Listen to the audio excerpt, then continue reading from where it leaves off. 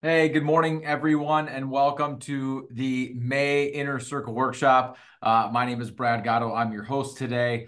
If you're a regular attender of our Inner Circle Workshop, you're going to notice that I normally would be standing here and somebody else would be standing there. My co-host, Matt Stahl, unfortunately cannot be with us today, and so y'all are just stuck with me. And so if that's disappointing to you and you want to log off, I completely get it. But I'm going to do the best that I can to keep what is possibly a pretty heavy topic, pretty light today. So, with that being said, again, my name is Brad Gatto. I'm the founder and owner of Fiat Wealth Management. If you're new to the Inner Circle Workshop series and this is your first ever Inner Circle Workshop, I just want to kind of give you the lay of the land or the agenda for today. So, our topic is navigating long-term care. We're here for an hour, and the way that this goes is we've got some housekeeping items we'll take care of up front. Then we're going to jump into what we call the fun and friendly quiz. We take a quiz every single month on the topic, and we use that quiz to actually talk through the education side of navigating long-term care or whatever the topic is for that month. It's supposed to be fun and it's supposed to be friendly. In other words, you're not graded personally on it. I don't know who answered what, so don't feel bad if you don't know the answers to the questions. We do try to have fun with it. But while that quiz is going on, my screen goes dark. I mute myself, but I didn't go anywhere. The workshop is still happening, so don't think that anything is wrong. Just give you about 4 to 5 minutes to take the quiz. And then we'll end at about noon. So with that being said, welcome to the first timers. Like I said before, there's actually quite a few of you on here today, which is awesome. Glad that you're here.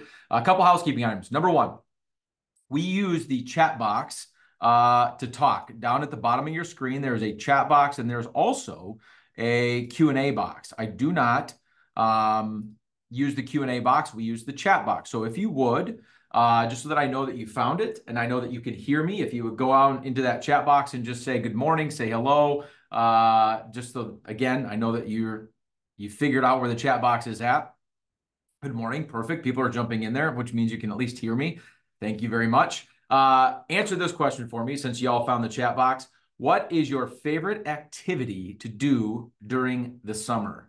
I'm coming to you live from Wayzata, Minnesota, a suburb of Minneapolis. It is currently 62 degrees here. It's going to get up to a high of 72. 72 seems to be like the perfect day.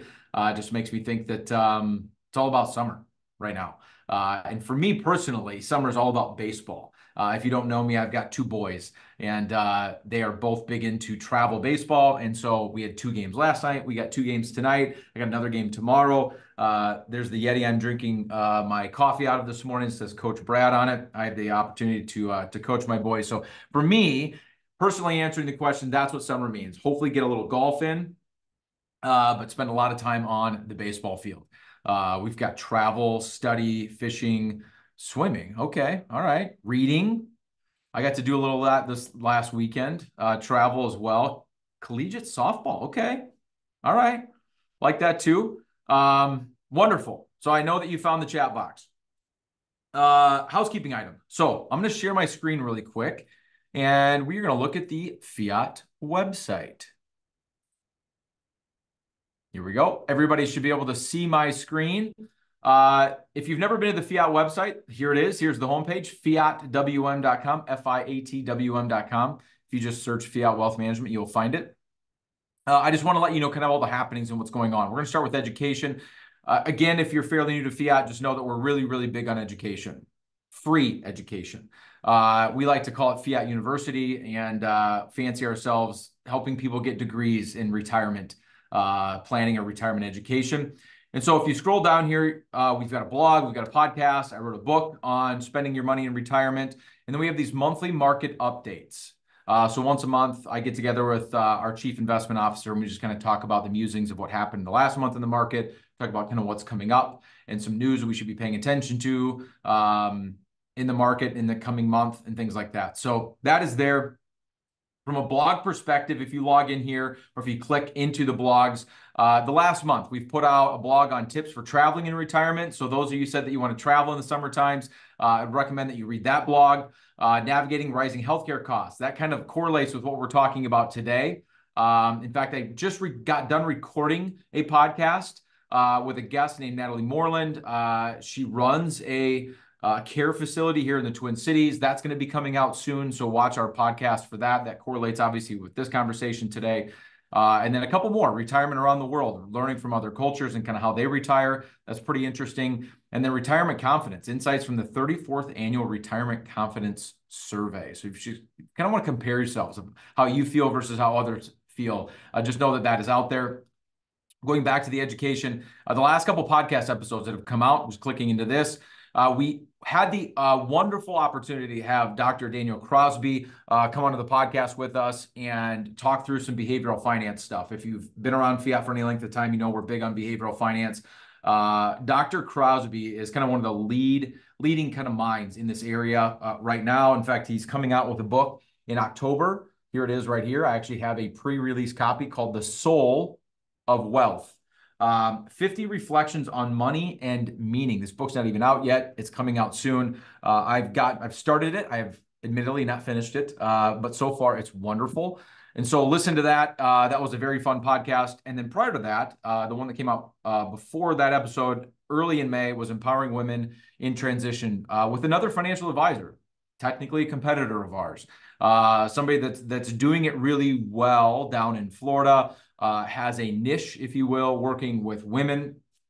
I wanted to have her on and gain some insights of kind of what she's doing to help her clients. And so that was a lot of fun. And so the last couple podcast episodes, just so that you're aware, the book is always there. And then events, last but not least, from a housekeeping perspective, we here are on a webinar, Inner Circle Workshop. If you click into register, you're going to find today's event, Navigating Long-Term Care. Just so you know, next month's Inner Circle Workshop is on June 26th.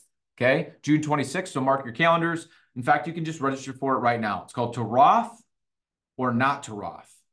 Should you be opening Roth IRAs? Should you be doing Roth conversions, things like that? In other words, it's really kind of a big tax question of when and how you should be paying your tax bill to the IRS, and how much money or should any money be going into Roth IRAs. And so that's going to be the conversation in our June Inner Circle Workshop, something I'm pretty passionate about. So I'm looking forward to that one. And then also from an events perspective, if I back up here, we've got a happy hour coming up. The happy hours are back. Some of you, I see some of the names that are on the Inner Circle Workshop today. Some of you have come to our happy hours. The happy hour for this month is actually tomorrow. So if you've got nothing going on tomorrow, by my calendar, my watch, the news people that I've listened to, it sounds like the weather's going to be amazing tomorrow. I can't turn my screen, but right here, we have a rooftop patio that we host happy hours at when it's nice outside. Sounds like it's going to be nice outside. So come join us at our rooftop patio, and we'll serve you a cocktail or a beer or a soda or water, whatever it is that you want to drink. Just come hang out with like-minded people and have fun. It's actually, you guys, it's just a social event. Okay, so if you're here physically in Minnesota and want to come join us for the happy hour, we'd love to have you. And last but not least, we've got our Wine and Wisdom event. We started these as a reminder in January of this year. We're doing them every single month. If I go into view the event here, here's a little information. It's called Wine and Wisdom for a reason, because we drink wine and we get a little wisdom around the wine, and we get a little bit of financial wisdom. The wine side is not me. I love consuming wine, but I am definitely not an expert when it comes to wine. We have Marcus Hansen. He's called the Minister of Wine. He's also an opera singer. He comes and joins us. He's our resident sommelier here at Fiat. He brings a couple wines with him. We get educated on those wines. We talk about the families that are raising or growing those vines. It's a lot of fun. Marcus is a ton of fun. So if you want to hear a professional opera singer talk to you about wine, who's also a sommelier, it's just a great time. And then unfortunately, I have to get up there for like 10, 15 minutes, 20 minutes maybe, and give a little financial wisdom at the same time. But they're fun events. But to be very clear, they are also referral events. This is an opportunity for you to bring a family member, a friend, or somebody that you just care about that you think needs to be introduced to Fiat. And we try to provide a fun way and an educational way for you to do that. So the Wine and Wisdom events are meant for you to bring a friend. That is coming up here on June 18th is the next one, Tuesday, June 18th. They're always on a Tuesday. They go from 4 to about 6 p.m., kind of over a happy hour. So, all right, that was a lot of housekeeping. I'm going to pause. Every single month, we also give away a $20 Amazon gift card to a random social media follower. So just for following us around on the internet, following our socials, you have a chance at winning a gift card, an Amazon gift card. This month, The social media winner is Miss Denise Fisher. Denise, I don't know which socials you're following us on, but whatever they are, it won you a gift card. We will send that out to you electronically, so be looking for that. And last but not least, Matt normally, before we get into the fun and the friendly quiz, tries to lighten the mood just a little bit and gives a dad joke. He is not here, but I'm going to do the best that I can. I'm going to give you a dad joke anyway. So in place of Matt Stahl, why did the girl quit her job at the donut factory? Why did the girl quit her job at the donut factory? The answer is because she was fed up with the whole business. It's so stupid. Oh, I love it. Can I tell you guys the one that I wanted to say, but I didn't think was quite, maybe it wasn't going to land, or I don't know. I just thought it was funny. I'm going to use it with my wife later today, hopefully, if I can remember it. It says, well, if I agreed with you, we'd both be wrong. So dumb. Anyway, we're going to jump into this. And so I've got a fun and friendly quiz for you. So what I'm going to do as a reminder is I'm going to shut my camera off. I'm going to mute myself. I'm going to bring this quiz up. There are 12 questions this month. And then once you're done with the quiz, we're just going to walk through all 12 questions together, what the correct answer is, why that's the correct answer, and give you just a little bit of context of why that is the correct answer. So I'm getting advice to not give off that second joke and not use that with my wife later. I think if I time it right and it's said kind of in jest, I think it'll be funny. Obviously, if I said it in the heat of the moment, that would not be good. I would agree with you there. So, all right, here we go. Polls and quizzes. Let me pull this up really quick. I'm going to launch the poll. All of you should have just had a poll/quiz pop up called the long-term care quiz. There are 12 questions here. Again, I'm going to give you about 4 to 5 minutes. So start working through these questions. Answer to the best of your abilities. If you don't know the answers to any of them, that's totally fine. It's supposed to be fun. So I'll be back.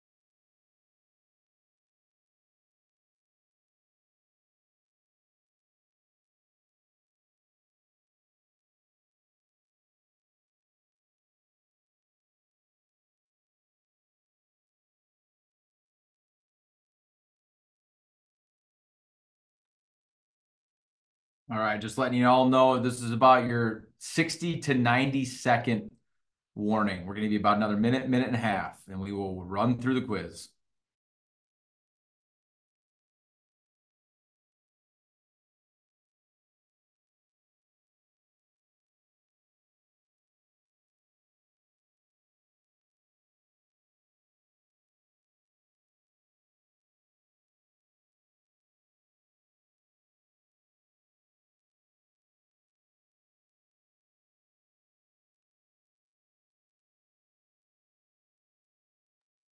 I did get the question asking if there's only 2 questions to the quiz. The answer to that is no. If you keep scrolling down, you should get all the way through question number 12.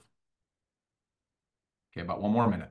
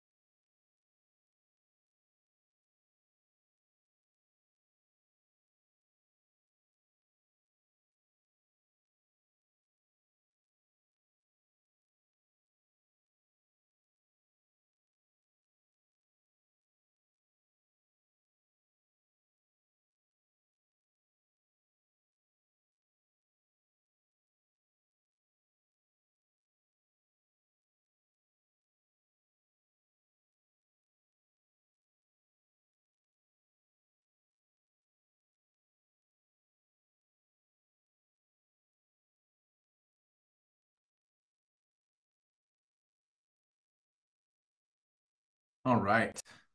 Here we go. I'm going to hit end poll. If you didn't get done, no big deal. It's supposed to be fun. It's supposed to be friendly. So don't worry about it. And if, like I said, if you got 0 of them right, also don't worry about it. It was brought to my attention that the question number 4, a mistake was made in the answers that we gave you. I'm going to get there. I'm going to give you what the right answer is anyway. My apologies for that. But we're going to start walking through this quiz. So I'm going to hit share results, and we're going to go right into question number 1. Y'all should be able to see the quiz here and kind of how you answered. So question number 1 is, according to, if I'm looking down, by the way, I've got it all down here. So according to a 2023 study by Morningstar, what percentage of people turning age 65 will need some type of long-term care services in their lifetime? We had 48, 17, 33, and 5%. The vast majority of you, the overwhelming majority, 75% of you said answer A, 48%, which, by the way, if this is your first time, I like to have fun with this, and I like to try to stump you, and I like to try to get to the end of the quiz, and more of you got more of them wrong than got them right. That's just kind of fun for us because it means we're actually giving you really good education. You're learning things. This question, you guys win. That is the correct answer. It's 48%. Now, these first 3 questions, I'm going to come back to all of them. I'm not going to talk about any of it yet because they're all kind of related and go together. And so we're just going to walk through questions 1 through 3, and then I will come back and add some context. So question number 2 is, according to the same study by Morningstar, what percentage of people in long stay nursing facilities are women? 41%, 49%, 57%, or 68%. The number 1 answer that you guys gave, almost half of you gave, was 57%. That is actually incorrect. The correct answer is 68%. Now, I rounded to be fair. It was 67.9%. But isn't that crazy? Percentage of women in long-term stay nursing facilities is almost 68%, 67.9%. And then question number 3, and again, I'm going to loop all these together. Again, according to this Morningstar study, what percentage of Americans over the age of 85 have Alzheimer's dementia? 7, 22, 33, or 40%? The number 1 answer that you guys gave was 40%. I've stumped you again.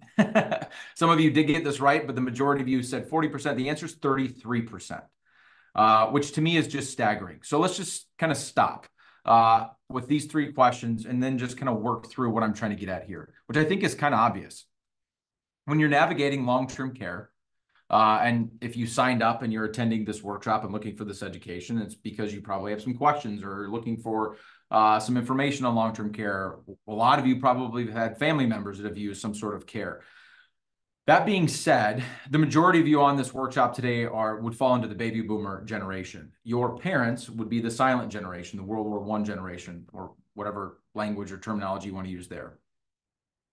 The amount of care needed for that generation pales in comparison to the boomers. And that has to do with a lot of things. Just the size of the population of the generation has something to do with it. The life expectancy of your generation versus your parents' generation has a ton to do with it. And then the rise in something like Alzheimer's dementia, that, it's not that your parents or the silent generation didn't have Alzheimer's or dementia or didn't have to deal with that. It's just the statistics around how many of you are dealing with Alzheimer's dementia is crazy. So let me just give you some more statistics around long-term care, or just the need.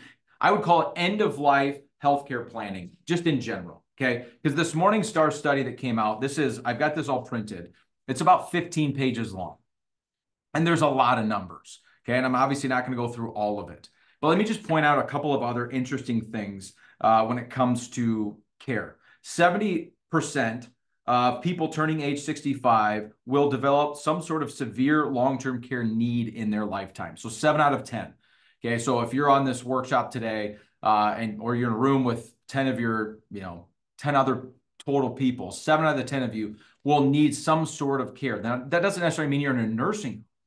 It just means that you need some sort of like extended or severe care at the end of life.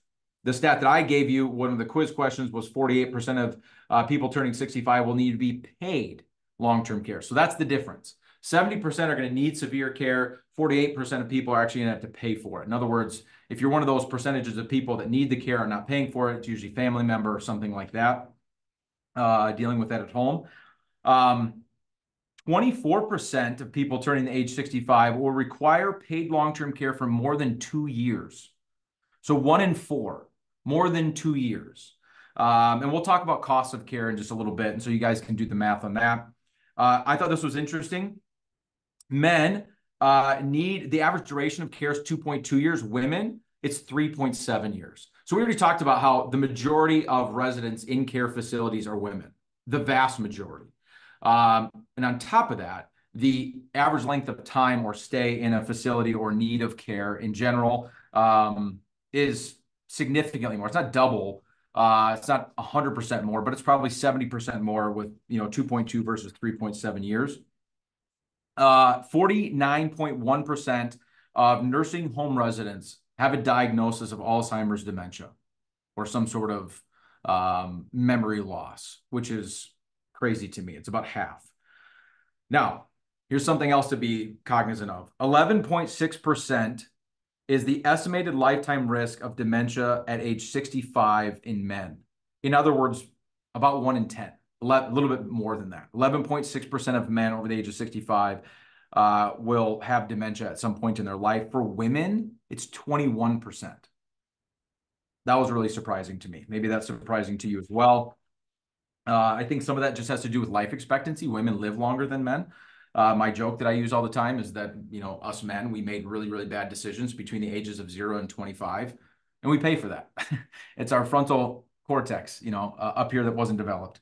A couple stats on cost of care, okay, just to give you some examples. And by the way, this study came out last year, so the study is a year old.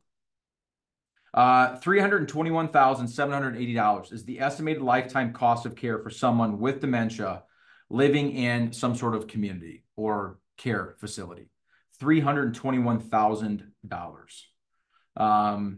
The median cost for a nursing home in 2021, which was the most recent data that they had, was $108,405. The most expensive place was New York, coming in at about $158,000. The cheapest was Louisiana, coming in at about $63,000. Now, I'm presenting this in the state of Minnesota. The state of Minnesota is on the higher end of that. We're over $100,000 here in the state of Minnesota, but again, every state is going to be a little bit different. As far as paying for care, you guys, obviously it's very expensive. Only 7.8% of all services were provided through private insurance. In other words, long-term care policies, hybrid policies, things like that, the types of insurances that people pick up to pay for this care, which we're going to get to later in the quiz, only 7.8% of all funding for this care came from private insurance. 13.5% of it came through out-of-pocket, just self-funding, came from your assets. So in other words, only about 20% of all the money that's going to pay for this care is private. The rest of it's coming through public programs, primarily through Medicare and Medicaid. I'll stop there because there's more here that I'm going to get into a little bit later, but just a lot of statistics. And I guess what I'm trying to impress upon you is this affects most people. And if you're a married couple, the odds that you or your spouse are going to need some sort of significant care is really, really good. The dementia statistics are the ones that just kind of really get me. We're dealing with it in my family and my wife's family right now, with some of our parents and grandparents. And it used to be that I feel like if you knew somebody that had Alzheimer's dementia, that not everybody knew somebody. I feel like now we all know people. It's kind of like cancer. We all know people that have battled cancer, and now I feel like we all know people that have battled Alzheimer's dementia. So let me move on to question number 4. We inputted this incorrectly, so that is my bad. I'm going to give you the correct answer. What government program primarily pays for long-term care for individuals over 65 who meet certain income and asset criteria? A, B, C, and D were supposed to read Medicare, Medicaid, Social Security, or the Veterans Affairs. The correct answer is Medicaid. None of you got it right because I didn't give you the correct A, B, C, D, so y'all get a pass on that one. But that goes to the statistics that we just got done talking about. The government program that helps pay for long-term care for individuals over the age of 65 is Medicaid. Medicaid. And we're going to talk about how to, the upcoming questions are going to talk a lot more about Medicaid. So let's just go to those. In order to qualify for Medicaid in Minnesota, it's a little different in every state, okay? And what I'll tell you is this. If you're watching this, I'm going to stop sharing for a second. If you're watching this and you're not in the state of Minnesota, most of these concepts are exactly the same, okay? Some of the numbers and the nuance of exactly how much money you have to qualify, what it takes to qualify, things like that, they are a little bit different, okay? Every state kind of has their own set of rules.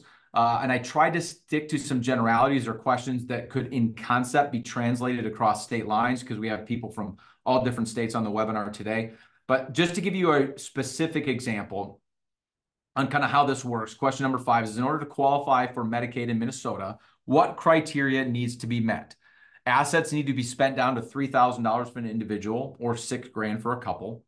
Income less than $1,215 per month for an individual. You have to be over the age of 65, or D was all of the above, which 70% of you said that. And that is the correct answer. And so if you think about, okay, I turned 65 or I just need care in general, and I don't have my own enough personal assets to pay hundreds of thousands of dollars for care, and I did not purchase long-term care insurance.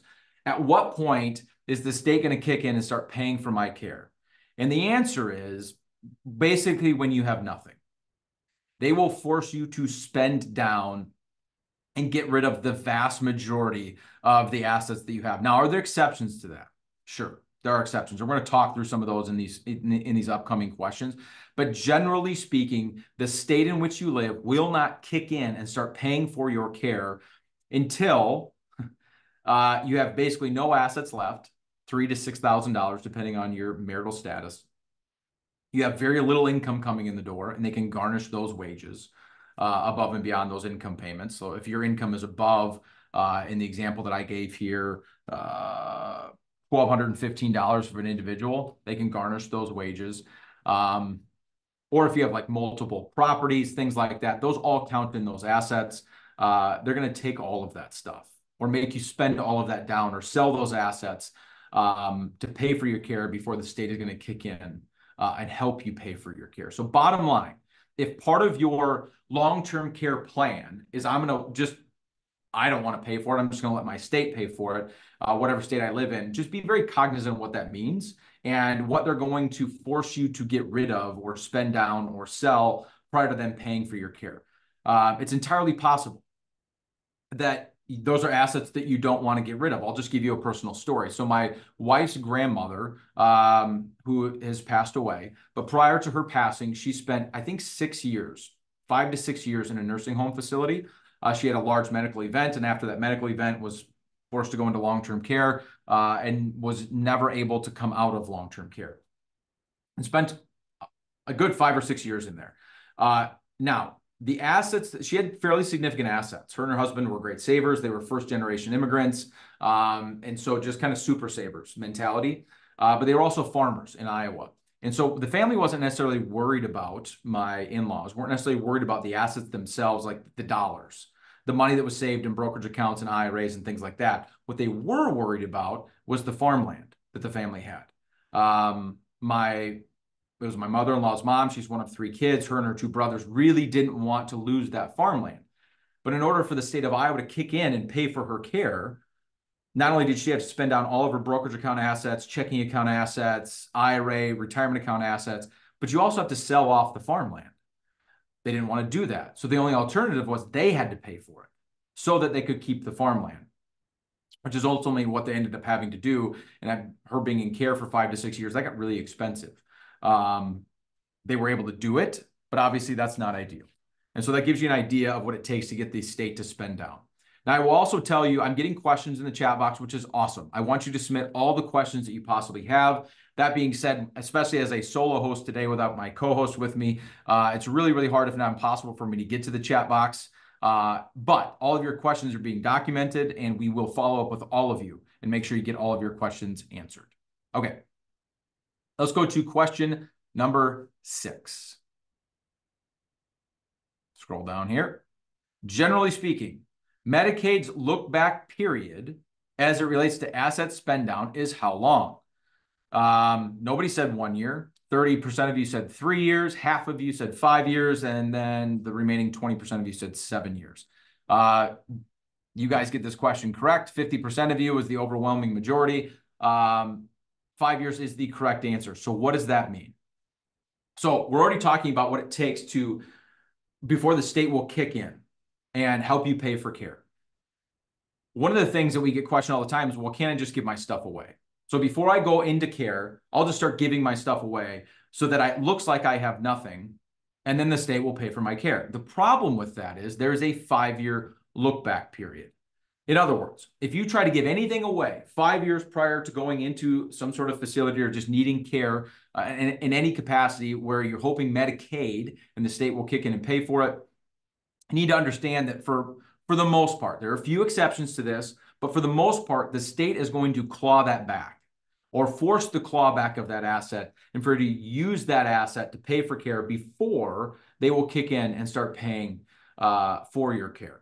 And so as an example, let's just say 3 years prior to going into a facility, and usually 3 years is pretty good planning. Like if you know 3 years ahead of time that I should probably start getting rid of some of this stuff because, just physically not able to do some of the things I used to be able to do, and I'm probably going to need, assisted living, nursing home facilities, skilled nursing care, something like that.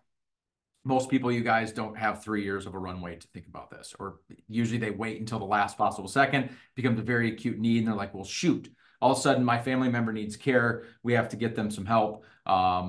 So I'm being generous by saying 3 years, but let's just say you're way ahead of the game and 3 years at a time, you're thinking through this. And so you start to give away assets or spend down assets. Okay. And so you go buy a second home with some of your assets, or you start using the annual gift tax exemption of $18,000 to give money to your kids or grandkids or something like that. Or you even do something like going to your son or daughter and saying, hey, I've got this car, your mom and I have got 2 cars. We don't really need 2 cars anymore. The one car is worth $50,000, but we're just going to sell it to you for 10 grand. Because I'm going to have to sell it anyway if I need Medicare or Medicaid rather. I don't want to have to do that, but I'll sell it to you for below market value. That still counts as gifting assets because that $40,000 of value that they didn't pay for the car between what its value really was and what you sold it for is considered eligible for clawback. And so bottom line is this. Really anything that you gave away in that 5-year period prior to needing care, they're probably going to come after. Now, if you want to look into all the finer details of exceptions and how you might be able to get around it, maybe a one-on-one conversation, either with your advisor here at Fiat or an elder law attorney or a Medicare, Medicaid specialist. But at the end of the day, generally speaking, your safest bet is just to assume if I try to spend this stuff down 5 years before needing care, I'm probably going to be penalized for this clawback provision. Now, I got the question, and I'm going to answer this one live because it is relevant to exactly what we're talking about right this second. And I think everybody will benefit from the answer is, what about putting assets in a trust? Now, there's a future question here that we might be cross-pollinating with, but at the end of the day, there's 2 types of trusts, okay? There's revocable and irrevocable. Neither of them will get you out of the 5-year look back window. Okay. Both of them are still eligible for clawback if created in that 5-year window. So whether it's revocable or irrevocable, they do not supersede that 5-year clawback. Okay. Secondarily to that, only the irrevocable trust gets assets completely out of your name if you did it prior to the 5 years. So as an example, my wife and I have a trust. It's a revocable trust, which means it can be changed. And so if I needed care right now, even if I had created that 5 years prior, that still doesn't protect my assets because I still own them because it's revocable. It's only an irrevocable trust prior to the 5 years that can protect assets. So irrevocable prior to the 5 years. If you want to use a trust and use trust type planning. Now, again, there's exceptions to that for like kids with special needs and some other exceptions. But again, generally speaking, it has to be an irrevocable trust created 5 years prior to, not just created 5 years prior to needing care, but funded. The asset that you're trying to protect has to have gone into that irrevocable trust 5 years prior to needing care in order to protect it. Okay. All right. Question number 6. I think we're on here. Generally speaking, Medicaid's look back period. Oh, I'm kidding. Wrong question. Number 7. We already did that one, guys. Which of the following are unintentional violations of the look back rules? Okay, so we're going to dive into the look back even a little bit further. A, or 1, is IRS gift tax exemption. The second option here is documentation of assets sold during the look back period. And then the third one is paying a family member to provide care, or D was all of the above. Kind of a smattering of results here, but the majority of you answered D. That is the correct answer. It is all of the above. Okay, so let's talk about all of these though. Number 1 is the IRS gift tax exemption. So if you're unfamiliar, you were allowed to every single year give $18,000 away right now. That's the number in 2024. It was 17 grand last year. There's an inflation adjustment to it. You can give away 18 grand to really as many people as you want. Without the person you gifted that money to having to claim it as income on their tax return, and without it dipping into your lifetime exemption at death. Okay, so there's this annual gift tax exemption. If you're doing that prior to needing care, even that can be clawed back in that 5-year period. Okay, it is not exempt. And there are a lot of people, that's again, one of the areas where people have unintentional violations. They think because there's that gift tax exemption, that exemption applies to that 5-year look back. It doesn't. The word exemption there is exempting it from counting towards your lifetime exemption at death, not towards that 5-year look back. Okay. B, documentation of assets sold during the look back period. I kind of gave an example of this. This is like specifically, usually what this is specifically assets that have to be registered with a government entity. So that would be like a car, a boat, a motorcycle, things like that. And if you're selling off those assets and you don't have some sort of documentation of the sale, that can be problematic. Or if you try to sell it for below market value to give somebody a deal because you don't really want the money, but you want to get the asset into the hands of somebody else, but they can't necessarily afford it. So you're trying to give your kid a deal or your grandkid or something like that. That can be problematic. Irrevocable trusts would be, in fact, I have here, I'm just going to add that to the list. I didn't put it in there. Irrevocable trusts are the same thing. People think that if I create the irrevocable trust, because it's irrevocable, that I avoid the 5-year look back, and you don't. Okay, I explained that before, revocable, irrevocable. It has to be irrevocable, and it has to be prior to that 5-year period. Okay. And then the other one that we did put up there was paying a family member to provide care. Even the assets that you used to pay a family member to provide care for you prior to needing skilled nursing care, long-term care, something like that, can be clawed back if you didn't do it right. So what we see is people are missing a personal care agreement, or what they call a caregiver agreement. You guys, it is entirely possible to pay a family member or even a spouse, okay, to care for you at home while you need care. And for whatever you paid that person, let's just say over a 3-year period, you paid them 50 grand. For those assets to not be eligible to be clawed back. But in order for that to be the case, you have to have a personal care agreement or a caregiver agreement in place. There's a lot of rules and regs around it. So again, it is entirely possible to pay somebody else to care for you, and for that person to be able to keep that money that you paid them when you go into that facility and have it not be clawed back. But in order to do it, you got to follow the letter of the law and have either a care agreement, a personal care agreement, or a caregiver agreement in place. Okay.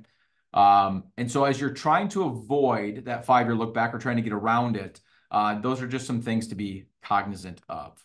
All right, let's move on to question number 8. The Community Spouse Resource Allowance, or CSRA, I always want to invert those letters, allows the non-applicant spouse, you guys, this question's a mouthful, allows the non-applicant spouse to retain how much in assets for Medicaid eligibility purposes on a federal level, I put in there, okay? $6,000, $25,000, $99,550, or $154,140. The vast majority of you, over half of you, answered $25,000. Interestingly enough, you guys, 0 of you said $154,140. That is actually the right answer. So again, this gets complicated and confusing, but if you are a married person, what you need to know or understand is who owns the assets matters. So as you're thinking about Medicaid eligibility and long-term care, what assets are in what name can play into the planning process and being cognizant of who owns what asset.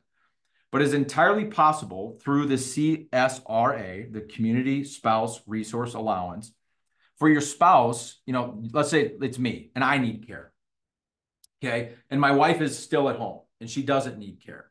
Normal circumstance, they're going to make us spend everything down and leave basically my wife destitute at home before the state is going to pay for my care.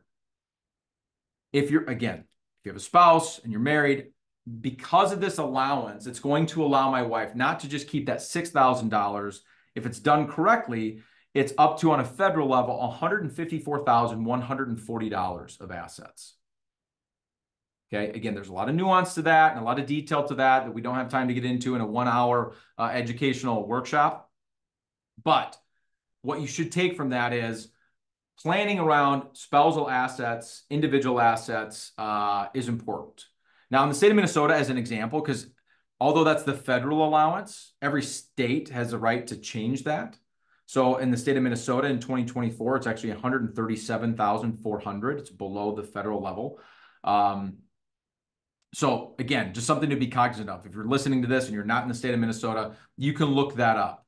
Just again, I would Google the Community Spouse Resource Allowance, CSRA, allowance in fill in the blank, whatever state that you're listening in from right now.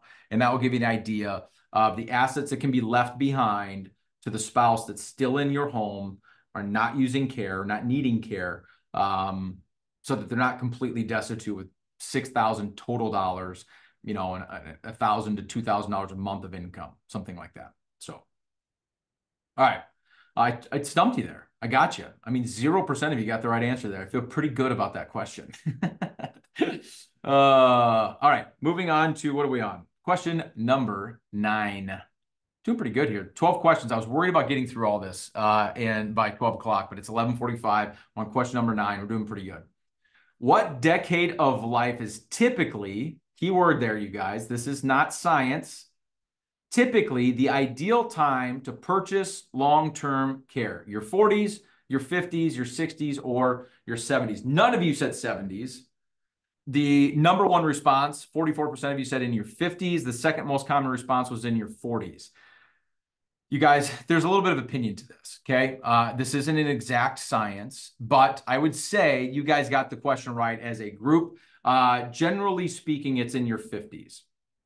And there's some cost-benefit analysis to that. The younger you are when you buy it, the cheaper it's going to be. But the more years you have to pay for it. So where's that break even? If I buy it too late in life, I have to pay a lot more in premiums, but I pay less number of premiums, right? So that's part of it, is just the cost-benefit analysis of how many years you have to pay premiums before you use it versus what the actual premiums are. That's part of it. The other part of it is this. Let me go back to my Morningstar study here. This is pretty interesting. Let me get my right numbers so that I'm not lying to you. Here it is. And this is as of 2021. Here's the other reason why. 20.4% of long-term care applicants, people applying for long-term care insurance, 20% of them, roughly, between the ages of 50 and 59, in their 50s, were declined for coverage. Okay, so while applying for long-term care in your 50s in 2021, of all applicants that applied, 20% of them were declined. Even if they wanted the insurance company wouldn't give it to them. For whatever health-related reasons, they were declined. For the applicants that applied not in their 60s in general, listen to this, from 60 to 64, okay, in the first half of your 60s, 30% of them were declined. Okay, so it went up 50%, from 20 to 30%, okay? From 65 to 69, the back half of your 60s, it rose to almost 40% were declined. So another reason it makes sense to look at in your 50s, because in that full decade of your 50s, about 80% of you would be eligible for care or to buy the insurance, even if you wanted to buy it. Once you get into your 60s, the percent chance you're going to get declined for health-related reasons dramatically increases. It dramatically increases. So part of it has to do with the cost-benefit analysis, and just part of it has to do with you got to get it while you're still healthy. They're not going to allow you to buy insurance. It's like going to a car insurance company, going to State Farm. Great commercials. And going to State Farm and saying, hey, I need car insurance on my 2017 Ford F-150. Okay, let's talk about your truck, and I'll give you some quotes on what it's going to cost to cover your 2017 Ford F-150. And in that process, you tell them, well, the truck's already wrecked. I didn't have car insurance on it, but now I've wrecked it. And so I would like to buy car insurance so that you can pay to fix my truck. Are they going to do that? Well, of course they're not. They're never going to do that. You have to buy the car insurance when the car is in good health, so to speak. And then if it ever is not in good health, the insurance company is going to kick in and help you pay for that. It's the same thing with long-term care. You have to buy it when you're healthy. They're not going to sell it to you once you are already experiencing signs of needing care or already to the point of needing care. So another reason why if you're not going to self-fund, in other words, pay for your own care as part of your plan, and you want to offload that risk to an insurance company, you need to start probably looking at it in your 50s is kind of the ideal time. Now, if you're listening to this and you're past your 50s and you're getting into your prime of your 60s and 70s, doesn't mean you shouldn't look at it. It just means the odds that you're going to get it are less. Okay. All right. By the way, that's not a pitch for long-term care insurance. I'm not saying everybody should have it. Actually, I think we're going to cover in the next question. Question number 10. Which of the following are options to personally cover the cost of long-term care? Personal asset funding, self-funding, traditional long-term care insurance, or hybrid life long-term care insurance? 94% of you said all of the above. That is the correct answer. That was meant to be kind of a layup question, so kudos to you for getting the layup question. Let's just talk through the pros and cons of these three options, okay? This is not an exhaustive pros and cons list. Self-funding. We meet a lot of people here at Fiat, a lot of families that have the assets to self-fund. Okay. Even, some of those numbers that I was giving at the beginning around, the average cost of care, length of care, things like that, and the thought process of people having to commit significant resources to pay for care, hundreds of thousands of dollars in some cases. Well, some of you have that. You have hundreds of thousands of dollars that's not committed to your day-to-day lifestyle and is not needed for you to live the lifestyle that you want to live in retirement. That is awesome. Kudos to you for that. That is amazing. And if you can afford to self-fund, that option is on the table. That doesn't mean just because you can do it, doesn't mean you should do it, okay? Long-term care, traditional long-term care insurance, and hybrid long-term care insurance. Here's my opinion on insurance. Okay, you ready for this? This is my opinion. The definition of insurance to me is transferring risk to somebody else. Doesn't matter what insurance you're buying, car insurance, life insurance, homeowners insurance, burial insurance, whatever, okay? Health insurance. It's transferring risk of a negative event happening in your life to somebody else that you either you can't afford. It's just risk that you can't have because you can't afford it, or because you just don't want it. Maybe you can afford it. Like the families I just got done describing have hundreds of thousands of dollars that they could commit to their own care, but they're just like, you know what? I don't want to do that. If my house goes up in flames, I don't want to have to pay $500,000 for a new home. I'd rather have an insurance company pay for it. I'd rather pay the premiums for a homeowner's policy than the cost to replace my entire home, even if I could financially afford to do it. Just don't want to. So it's either transferring risk that you don't want or that you can't afford. Okay. So when you think through long-term care, I would think about it the exact same way. Is it a good deal or a bad deal? Well, can you afford care on your own? Do you want state-funded care? Because that's going to look different than privately funded care. Or do you just not want the risk? Do you just not want to pay for it out of pocket? Would you rather pay a premium than pay lump sums at the time of care? Couple differences between traditional long-term care and hybrid long-term care. Traditional long-term care has been around for, I don't know, 25-ish years, give or take, right around the turn of the century, late 90s, I think. Interestingly enough, again, I don't want to get the statistic wrong, so I'm going to read it to you. In 2000, the year 2000, there were 125 insurance companies that sold traditional long-term care insurance.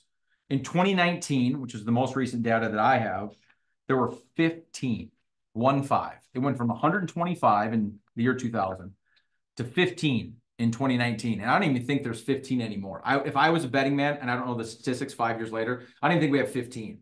In fact, I can only name 3 or 4 off the top of my head that I know of that have like legitimate policies. There's just not a lot of them out there anymore. Why? Because they mispriced it. They had no idea how much you guys were going to use it. They didn't charge enough for it, and it's just not profitable. And so a lot of them got out of the game. Okay. But traditional long-term care is exactly what it sounds like. It's a policy that covers care. I pay premiums when I'm eligible, and that could be confinement driven. Some of the policies are driven by you have to be confined to a facility. Some of the policies are driven by ADLs, activities of daily living, and you have to be able to not perform 2 of the 6. So it could be continence, bathing, transferring, eating, things like that you need assistance doing these kind of activities of daily living. But whatever it is, it's just a policy that says you pay in premiums. It's like car insurance. I pay in premiums. And if I need care or I wreck my car, they'll pay based on whatever coverage I have. But if I pay those car insurance premiums for 5 or 10 years and then I sell that car and I never wreck it or I never file a claim, all those premiums are just gone. Okay? I don't get anything back for that. Traditional long-term care works the same way. One of the negatives possibly of it, if you want to look at it from that way, another possible negative of traditional long-term care is they can change your premiums after purchase. So if you started with $3,000 a year in premiums, that doesn't mean that's going to be your premium for the rest of your life. The long-term care insurance company has the right to increase your premiums later in the policy. So you've got the risk of having to pay more and not really knowing what that might look like. Now, there's parameters around it. The insurance companies can't just do it because they want to do it or they're trying to be more profitable. They have to go to the state in which the policy was sold and get approval to raise premiums based on their lack of profit on the policy. They have to be able to prove that they need to raise premiums to keep them solvent. But at the end of the day, they can raise premiums. Another positive to traditional long-term care is what's called the partnership program. In the state of Minnesota, we have it. Not all states do. And basically what that means is if I buy a traditional long-term care policy and it has a $300,000 max benefit, that's the most it would ever pay out. It's $300,000. Let's just say it pays out all of it. And I'm still needing care. And you're like, well, shoot, I just ripped through all of my insurance. I got no insurance left. Now I have to private pay or self-pay. Well, now, instead of leaving you with 1 car, 1 home, and $6,000 in your checking account, they're going to leave you with 1 car, 1 home, and $306,000 in your checking account.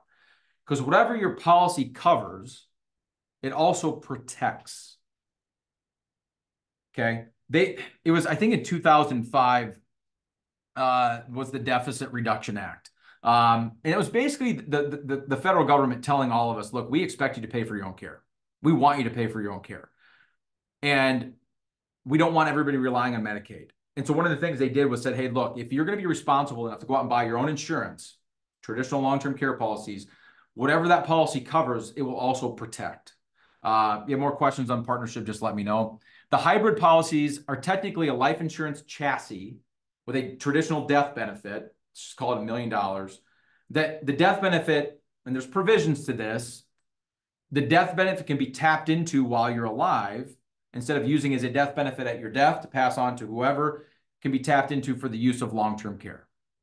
And so the reason a lot of people like those policies is because, look, if I pay for it and I don't use it, then it's going to pass to somebody else as a death benefit. I don't just lose all those premiums that I paid. So that's the possible positive to it. The negative is it doesn't qualify for partnership. And so it doesn't also protect my assets the way that a traditional policy would. But the premiums are also set in stone, unlike traditional long-term care. So there's pros and cons. And so if you're looking at offloading the risk, just make sure you do the pros and cons list for yourself personally of traditional long-term care versus kind of these hybrid policies and see which makes the most sense for you. Here at Fiat, we've sold both because there's not a always right or always wrong answer. All right, let's move to the next question. Last serious question, then one fun one. Question number 11. Who should you go to for advice on long-term care, Medicaid, or end-of-life care planning? Financial advisor, elder law attorney, geriatric care manager, and certified Medicaid planner. Results across the board, the number one answer was financial advisor. The answer is all of the above can help. And there's pros and cons to all of those as well. There's certain things that us as a Fiat that we're going to be well-versed in and be able to help with, but there's other things that we're not. Same thing with an elder law attorney. Same thing with a geriatric care manager. And finally, the same thing with a certified Medicaid planner. They all serve a purpose, and they all have pros and cons when it comes to this type of planning. I'll just give you a real-life example. Was just dealing with a case recently where the couple were dealing with this type of planning. And we just decided that the type of planning that was needed was beyond the bounds of what we could help them with. And so we're looking into getting an elder law attorney involved. And again, these are the types of people that you should be getting involved prior to needing care, not once you need care. Because the planning that can and should be done prior to, kind of this season of life, in an ideal world would happen more than 5 years from needing care, so that any type of planning you wanted to be done would avoid that 5-year look back and that 5-year spend down requirement. So long story short, financial advisors are not the only ones out there.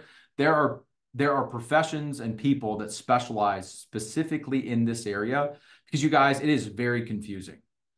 It is very confusing dealing with care. It is very expensive, and the mistakes, because it's so expensive, become very expensive. And so you can start with us from an education standpoint, from a question standpoint, but just know that doesn't mean we're not going to refer you out to an elder law attorney or a certified Medicaid planner or somebody like that really needs to get down into the nitty-gritty in certain circumstances and situations. So last question is just a fun question. We always end our polls with a fun question. The Timberwolves, if you're unfamiliar, that's the NBA team here in the Twin Cities. We're down 3-0 in their best of 7 game series to Dallas. That's a mouthful.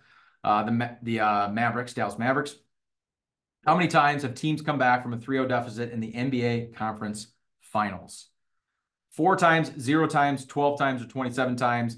Half of you said 0. The second most popular answer was 4. The correct answer is 0. So if you're watching the NBA or you live in Minnesota, you care at all. The Timberwolves down 3-0. They won the game last night, barely, but they won the game. They're now down 3-1. If they find a way to come back and win that series, obviously they would have to win 4 games in a row. We just won the first one. We have to win 3 more. If we do that, the current record of teams down 3-0, they've done it 0 times. It's happened 154 times. This has happened. And 0 of them have been able to come back and win the series. So we'd be 1 of 155. So the odds aren't good. The odds are not good. I'm going to end by saying this. There's way more to talk about in this topic than we can cover in an hour. Okay. I was just trying to touch on some of the high points of, look, most people do need care. Most people need to plan for this. Most people aren't just going to be super healthy one day and then, pass away in their sleep the next day. And so having a plan around this for your family is super important. Number 1. Number 2, understanding that 5-year look back becomes really important to the planning process. Don't wait until you get to the stop sign to pump the brakes, right? That is a process. And specifically in this case, it needs to be at least a 5-year prereq. And then last but not least, how you cover yourself if you do need care and how you can pay for some of these benefits and some things to think about. So hopefully you got something out of this month's Inner Circle workshop. If you have questions that didn't get answered in the chat box, like I told you before, we'll do the best that we can to get to those questions and give you direct answers. So we'll email you after the fact. Join us for next month's Inner Circle workshop, to Roth or not to Roth. You guys, it's really a big tax question. If you want to save some money on taxes and not overpay the IRS on your retirement monies, you should probably tune in. In fact, invite your friends to tune in. Pretty passionate topic for me. So thanks for joining us this May, and we will see all of you for the June Inner Circle workshop. See you, everybody.